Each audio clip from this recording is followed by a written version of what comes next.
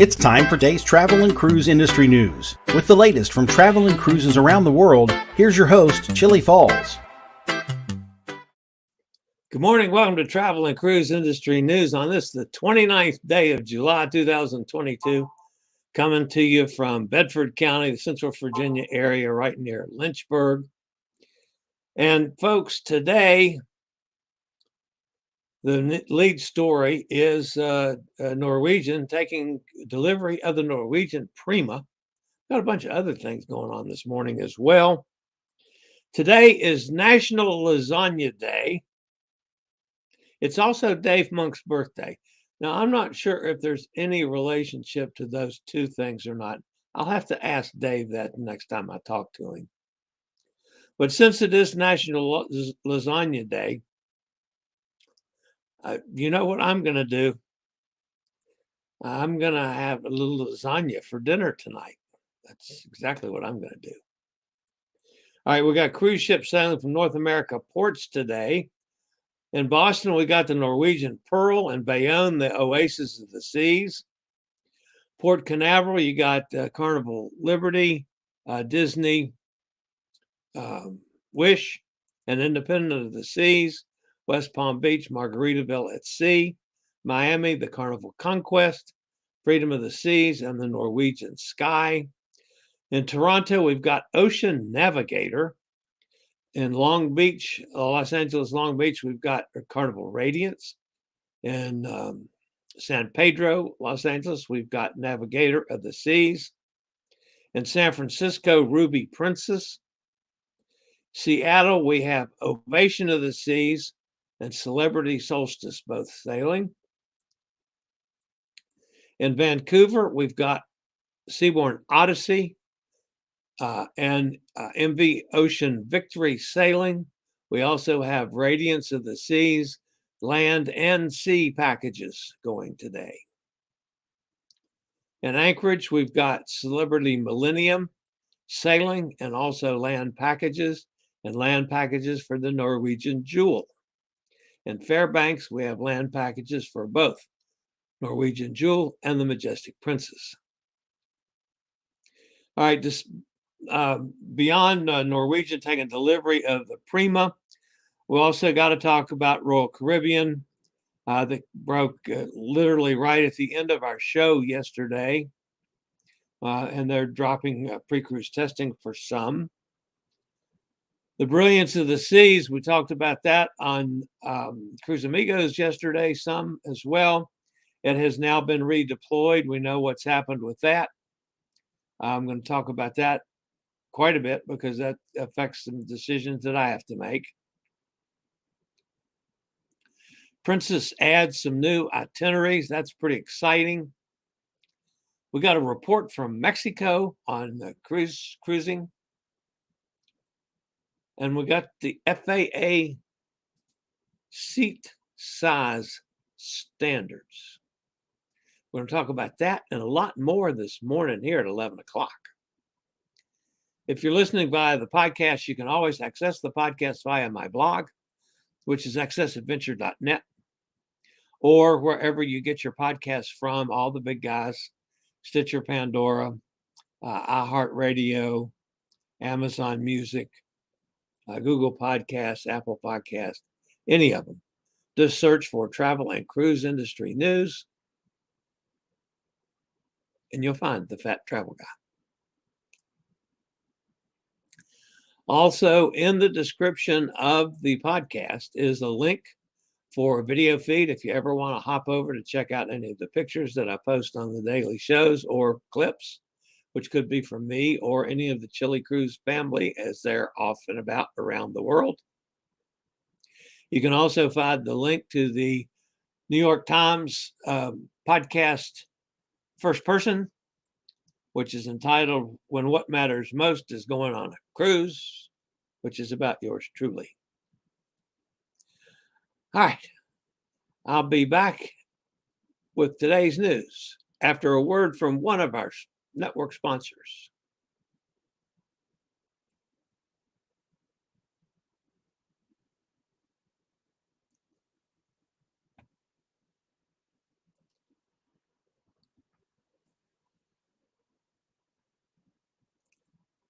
All right. Fincantieri has delivered the new Norwegian Prima, the first of 6 vessels in Norwegian Cruise Line's new Prima class of ships. The new build was delivered at the shipyard in Marghera today in the presence of Harry Sumner, President and Chief Executive Officer of Norwegian, Frank Del Rio, President and Chief Executive Officer of Norwegian Cruise Line Holdings, and Pierroberto Folgerio, Chief Executive Officer and Managing Director of Fincantieri. Norwegian, of course, is part of Norwegian Cruise Line Holdings. The 3,215 guest ship enters service later this month and is based on a prototype project developed by Fincantieri, which enhances the consolidated features of NCL's signature offering of freedom and flexibility, qualified with an innovative configuration for an elevated passenger experience. In addition, focus was set on energy efficiency with the twofold aim at optimizing consumption at sea and reducing environmental impact, compliant with all the most recent regulations on this matter. And of course, our friend Dave Monk, it's his birthday today, as I mentioned earlier, will be on the Prima's christening cruise from Reykjavik next month. So we'll have some information from Dave on the Norwegian Prima.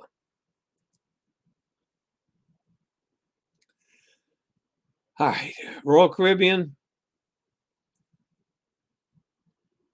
Yesterday, toward the end of the show, if you recall, Hot Air Tom in the chat room said he just picked up on this, and I went to check it. In fact, it was true. So I put up a little video clip on it late yesterday. But Royal Caribbean Group Jason Liberty said yesterday in the second quarter earning report that Royal Caribbean plans to eliminate pre-cruise testing on cruises up to 6 days. The requirement initially will be removed for vaccinated guests with cruises up to 6 days in length. Guests that have not been vaccinated and all guests sailing on cruises 6 days in length or longer will need to provide proof of a negative test. With the majority of cruises for Royal Caribbean International shorter than 6 days, this should be a big boost to Royal Caribbean. Removing the testing requirement will mean a massive boost for the company. Many people are postponing their cruises due to the hassle of having to test 2 days before. Of course, this is the first major cruise line to remove pre-cruise testing in the U.S. following Virgin Voyages and Margarita at Sea Paradise.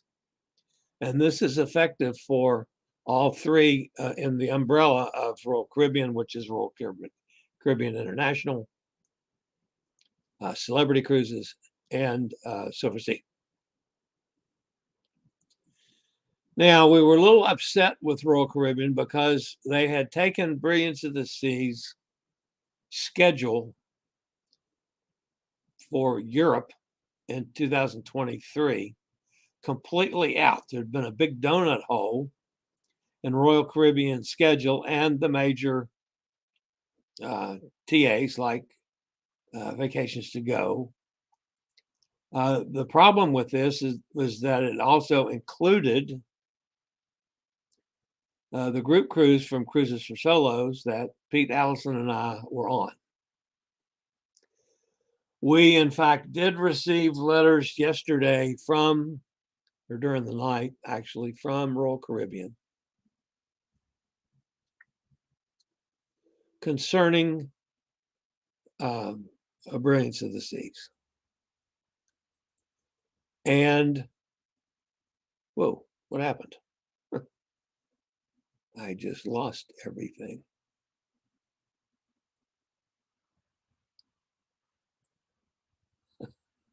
Wow, that was strange. Okay, let me see if I can pull that back up. Anyway, so, goodness, Now my voice is going.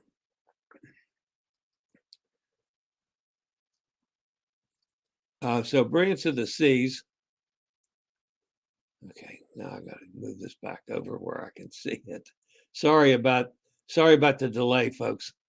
All right, now let me get down here to where I was.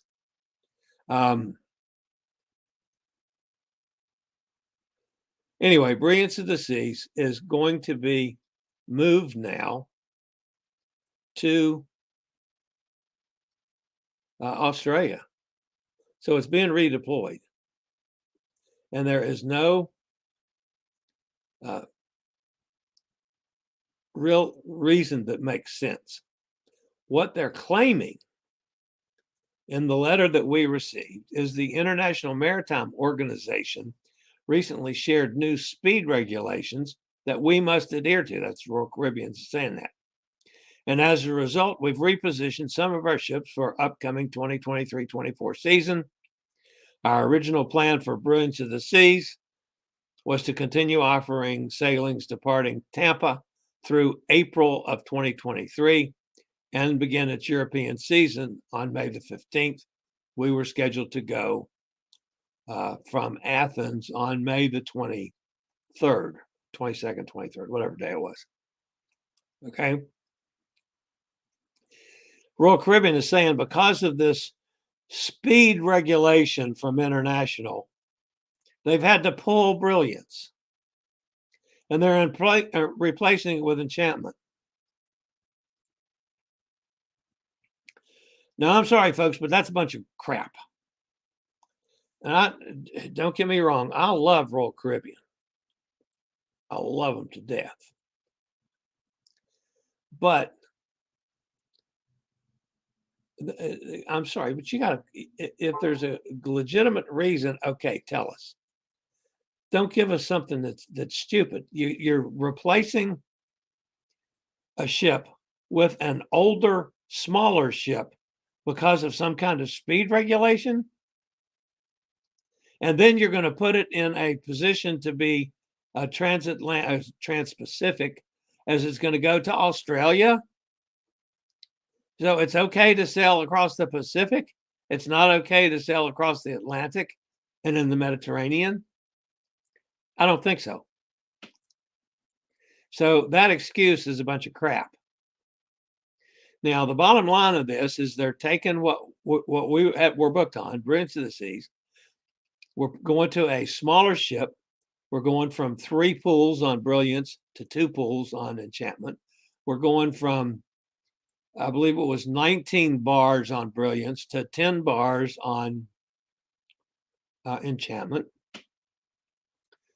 We're going from, there were several other of the major amenities that are not on Enchantment. And Royal Caribbean saying, okay, we'll move everything without us charging you anything. All we're going to give you is $50. Now, I was not at all happy about that situation. So, right now, they do not have Enchantment's new schedule. We don't even know for sure, even though they say it's going to be going to the same ports. We don't even know for sure that that's the case yet because the schedule is not out.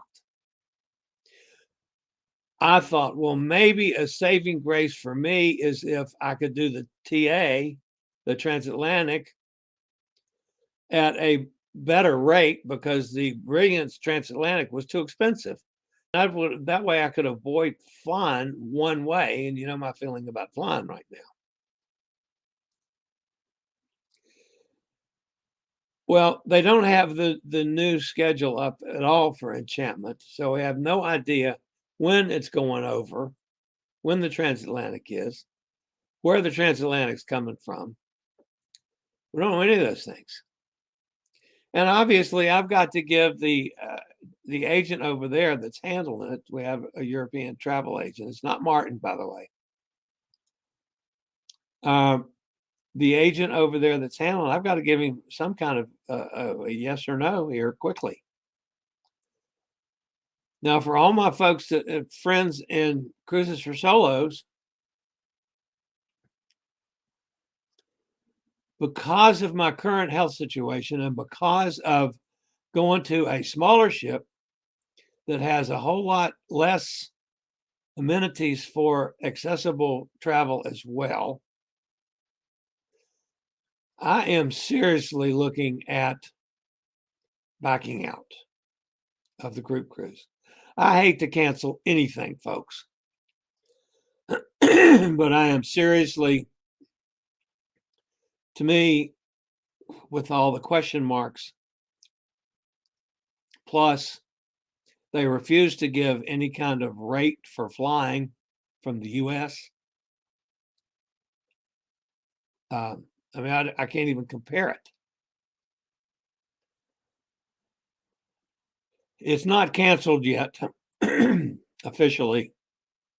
However, I have pulled it off my schedule on my blog until I know for sure. But I am seriously looking at canceling the group cruise in May of next year. So, sorry about that, guys. All right.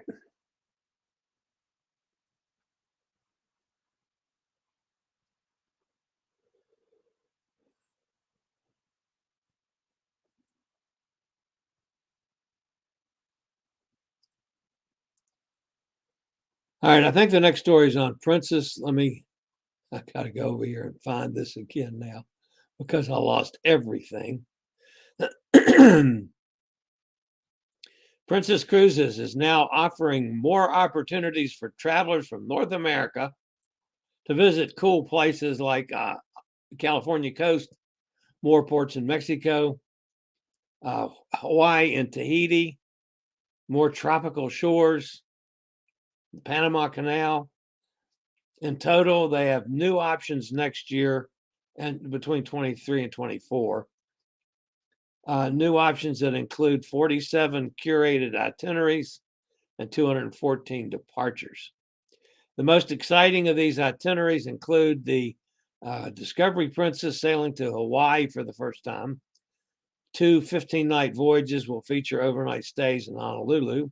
Sapphire Princess will be offering 2 32-night itineraries to not only visit Hawaii with longer stays, but also visit Fiji for the first time. Calls in the tropical paradise of Tahiti are also part of these spectacular voyages.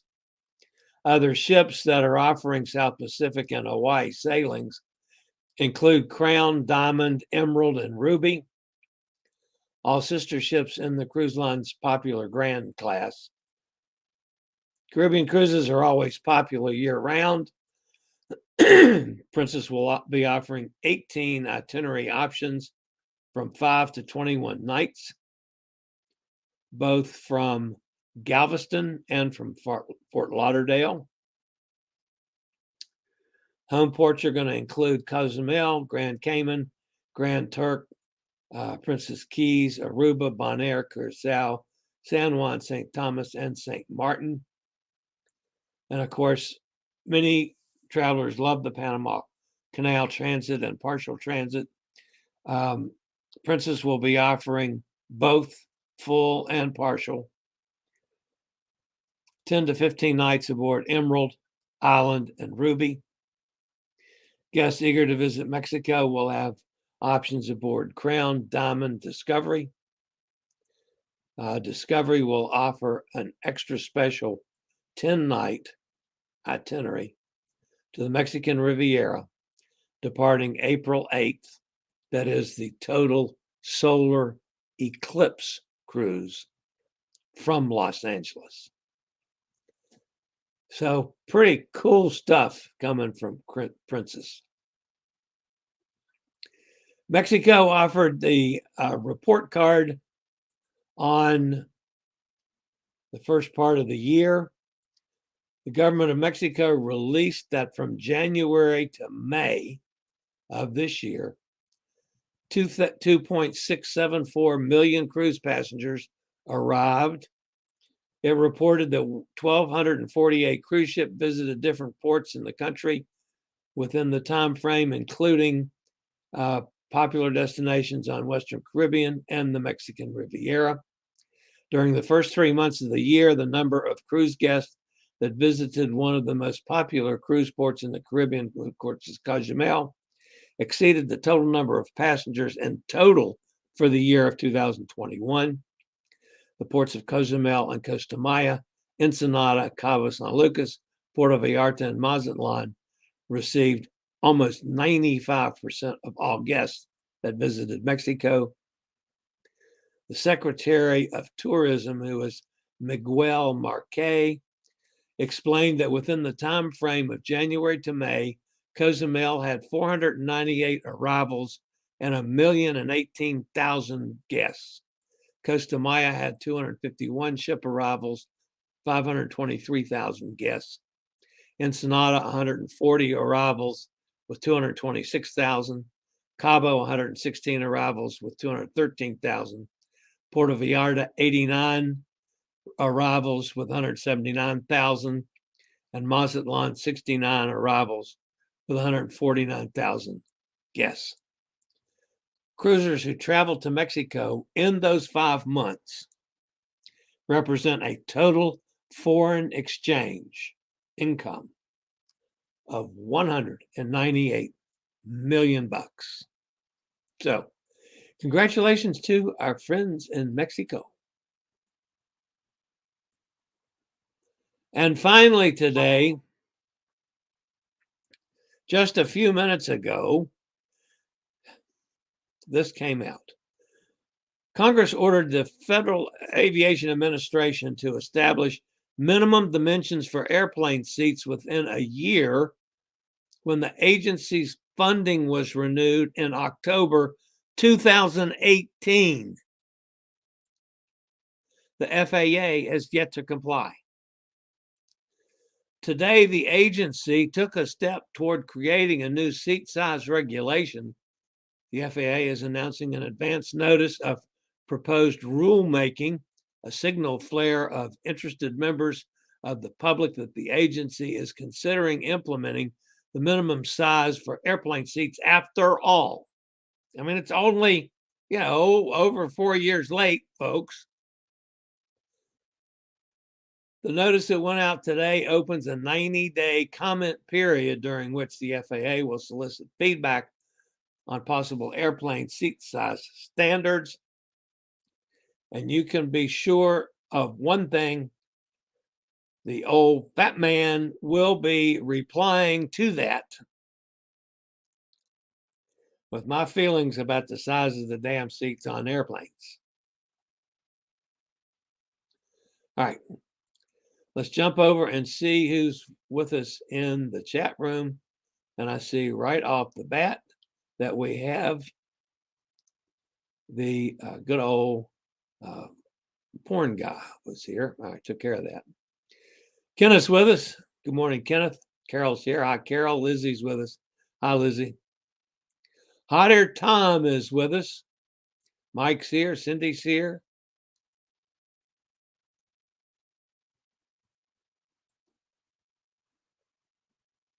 Hot Air says the CT scan on Monday for my kidney stone issue. Oh, yeah. How did that come out? Did you get results, Tom? I missed out on that. Exploring with Eric is with us. Hi, everybody. Ready for September 3rd. Good for you. Penny and I are at the vet waiting for shots. She was so excited to go for a ride. Oops, not here. Yeah, she's probably going to pee in your slippers when you get home, Hot Air, for taking her to the vet. Don't forget your assignment for Sunday.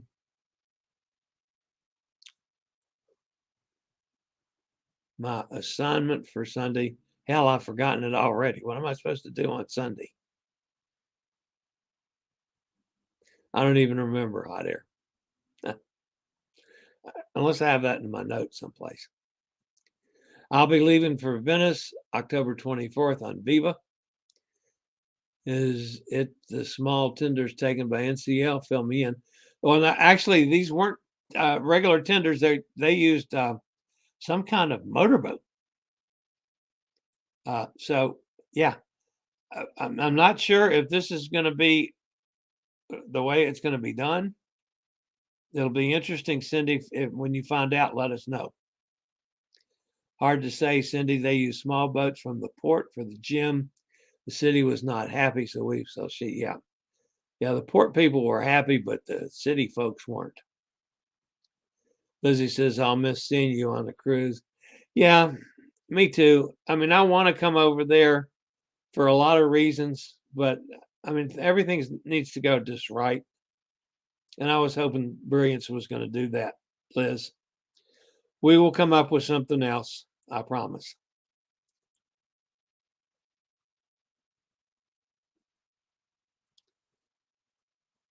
Cindy says, yeah, I'm sure I'll put a stop to that shortly, but kudos to NCL. I'll be in Venice the day prior, so hope to see the highlights prior to the cruise. Yeah, that's when I was originally scheduled to go to Venice, which was for the pandemic year. That was my first European trip that got scheduled. I was going into Venice, and we're going in a couple days early. So I had a hotel bought and paid for, everything, and then lost all that. So, all right, guys, that's going to wrap it up for today. Again, my apologies for the slight delay in the middle there. And also my apologies, guys, to any of you on Cruises for Solos. Well, it's not totally written in blood yet about me canceling, but it's certainly, I am definitely leaning in that direction. I will wait as long as I can. So that's going to wrap me up for today. Everybody have a great weekend. I will see you Monday on Travel and Cruise Industry News. This is the old fat travel guy. See you soon. I regularly post videos on all facets of the travel and cruise industry. So if you like to keep up with the latest in cruise ships, ports of call, cruises themselves, Chillie chats, and travel and cruise industry news, just hit the little subscribe button in the lower right-hand corner. Hit the bell notification so you'll be notified when a new video is up or we go live.